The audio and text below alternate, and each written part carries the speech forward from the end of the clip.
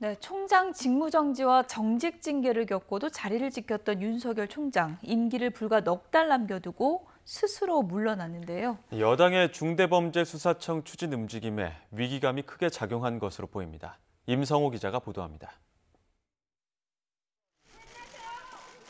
조국 전 법무부 장관 비리 수사에 이어 청와대 선거 개입 의혹과 월성원전 경제성 조작 의혹까지 정부를 압박하는 수사가 이어지자 윤석열 총장과 검찰의 직접 수사에 제동을 걸기 위해 추미애 전 법무부 장관이 전면에 나섰습니다.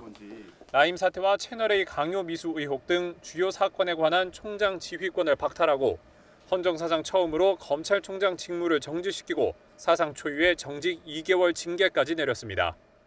매우 무거운 심정으로 검찰총장에 대한 징계 청구 및 직무 배제 조치를 국민들께 보고드리지 않을 수가 없게 되었습니다. 정부와 여당에선 사퇴 요구가 쏟아졌지만 그때마다 윤 총장은 꿋꿋이 총장직 사수 의지를 거듭 강조했습니다.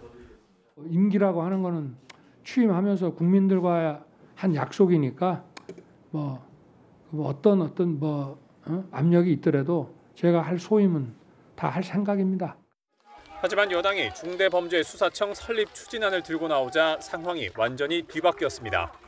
중수청의 수사 권한을 위임하고 검찰은 공소제기 유지 기능만 남겨서 아예 수사권을 없애겠다고 나서자 검찰 조직 전체의 위기감이 커진 겁니다. 검경 수사권 조정과 공수처 설립 등으로 검찰 수사권이 6대 범죄로 쪼그라든 데 이어 아예 폐지되는 방안이 현실화하면서 검찰은 거세게 반발했고 윤 총장도 직접 전면에 나섰습니다. 윤 총장은 검찰 수사권이 완전히 박탈되면 70여 년간 축적된 형사 사법 시스템이 무너지고 특권층에게 치외법권 영역을 허용하는 꼴이 될 거라고 강력히 비판했습니다.